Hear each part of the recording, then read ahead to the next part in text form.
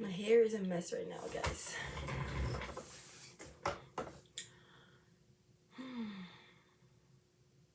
Authenticity.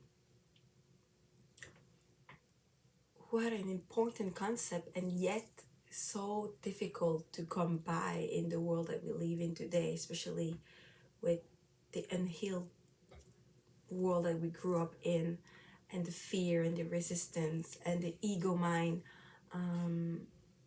And I realized how it may not come easy as I thought it would be for many people, right? Surrounding me, many people I'm crossing path with, simply because it's not natural for them, right? And simply because we fear to be judged, we fear to be rejected, we fear to not fit in, we fear to, not be like the others, right? We fear to be accepted. We want to be accepted, or simply because we just don't know who we are deeply. What is our true identity?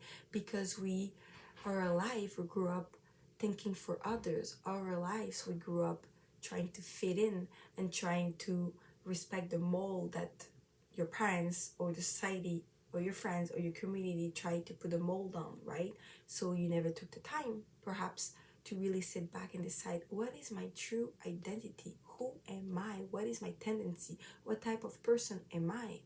And then again, I could push that further and say, well, you can be whoever you want every day, right? You could wake up and say, today I'm going to be a bitch. Or today I'm going to be the kindest person of the world. Or today I'm going to be not smiling at all and pretend to be, and you get to decide who you want to be every day, every morning when you wake up, right? And the reason why we tend to continue becoming this person every time we wake up, it's simply because we like the comfort and the familiarity of, like, okay, I know what to expect today. I'm this type of person. This is what my habit of personality is, and this is my true self, right? And I think one of the way to know if you are being real with yourself and true to yourself, one of the signs is, are you feeling at ease? And then again, it's hard because you become so comfortable with the uncomfort of untruth, right? So then, Macy, when do you really know, right? And I think it all comes back once again to really, the spiritual wisdom and coming back into center and practicing the practice so it can allow you to become more self-aware and more understanding of who you are. So it all connects at the end of the day, right? So all that to say that I've realized how people are not used to be authentic with themselves and with others. And you could meet the brightest person, the kindest, the more generous person, but they're not true to themselves, right?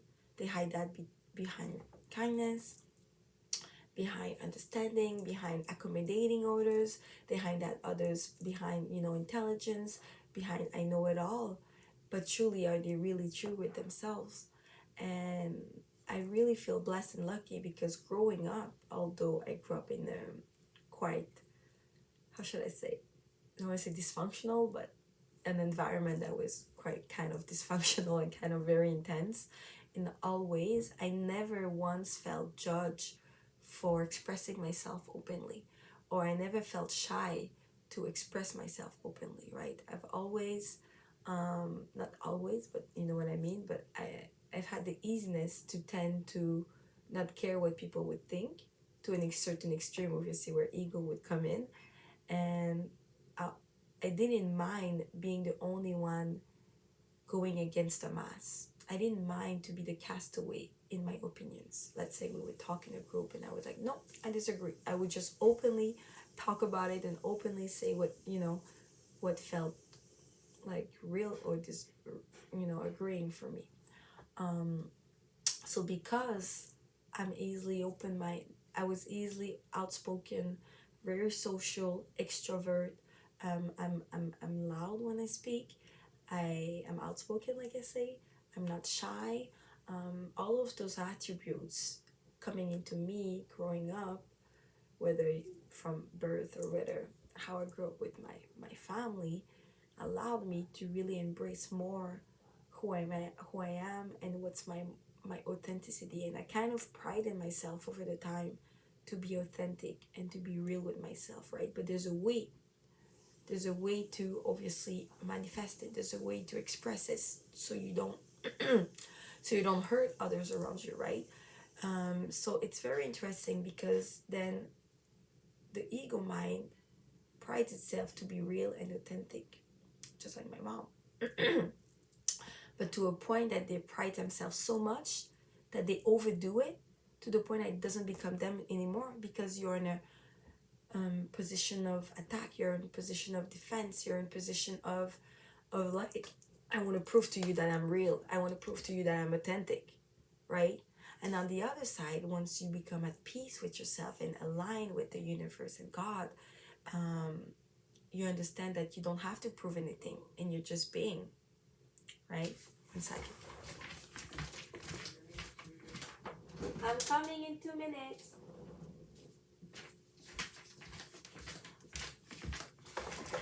So it's quite interesting, because what is authenticity for you at the end of the day, right? What makes it you feel that you're being authentic with yourself, with the people you love, and with your surroundings, your community, right? I think it's important to sit down and really realize and see what makes you you, what makes you tick, what makes you authentic. I think it's the base to all things, because you can only truly connect with your higher self and the Holy Spirit when you allow yourself to be real, to be authentic. And authentic doesn't mean good or bad. Authentic doesn't mean that you're righteous. Authentic just means that you're just being you, with flaws and goodness, and with fucked up things, with good things, just allowing yourself to be really you, with your weaknesses, with your strengths, and just giving that all to God. And that's what we mean with surrendering. You don't have to hide in front of God. You don't have to hide in front of the universe. You just have to be real, because He knows what lies in your heart. He knows. And only when you decide to open all the gates of your heart and really become real with yourself, that He can make and create miracles and transformations within you, right? So as I was surrendering and processing through this spiritual journey, I came across this resistance where I was like, what the freak, I want to be real, I want to be authentic. But for me, being real authentic is outspoken. For me, it's like speaking out my mouth in a certain way, obviously. But for me, it's not to be this gentle, kind little girl and be like, how you doing? I'm so happy and everything, like, which is, there's nothing wrong with that, right? But then as I was trying to step into this purification and step into this righteousness, I was like, God, that's not me. Like, if you expect me to be like that and expect me to be kind in a very gentle way, like, hey, I'm all over I'm all over the place. I have freaking energy to give out. I'm spoken. I love to speak out. I love to shake people up if necessary, and speak out of passion. So for me, gentleness is not the way for me. And as I was praying and asking, like, geez, like, what do you expect from me? I just got this comforting truth and reassurance, like, I don't expect you to not be you. I expect you to be real. And being real is what is. Then the message of God will stay across, because you've been real and true, and so I can still speak through you, either whether it's through screaming with passion, obviously, whether it's through gesticulation, whether it's just with tenderness, whether it's just with listening. We all have seasons. So at that moment, I really was able to sit back and say, oh, I'm fully accepted. I'm fully accepted for who am I. Even though people might judge, even though people might see me like, hey, she's loud, I don't mind. Because when you come from a place of confidence, self-trusting, the people will only see the goodness out of it.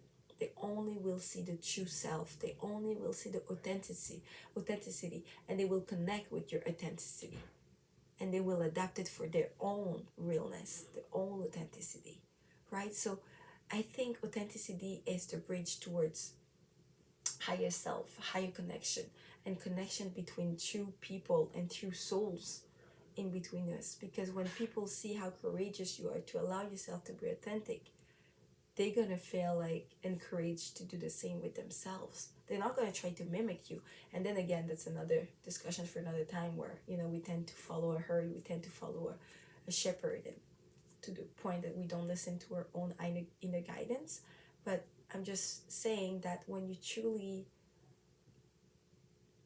become your true self and accept yourself fully and feel accepted and loved and certainly feel safe to be real and authentic, then you open up such a big space for evolution, such a big space for higher consciousness, and such a big space for connectiveness and wisdom and confidence, and everything comes flowing, guys. So I think authenticity is although it can be very difficult for many to really get through it. And I think that mindset shifting and personal development theories really is something that can help you propose yourself towards like accepting yourself, towards like authenticate yourself. I think that it's such a big thing, guys. And so my question for you is, are you being authentic with yourself? What does it mean, authenticity, trueness, real self? And what can you practice today to become more true to yourself, right? Because imagine yourself if you keep being this fake person to please others, if you keep being something that you're not, because deep down when you look inward, deep down that you're not being yourself. So if you keep going like that, guys, it's just gonna translate in many pain and misery. So you're not serving anyone. You're not serving yourself. You're not serving the other people that you love and that you want to care for. You're serving the higher purpose when you really embrace yourself. Wounds at all. So that I hope that really translates. I hope that it helps you see things differently. And I'm really happy to have shared this in this video openly and unedited, and then improvising as usual. So see you next time for our next episode.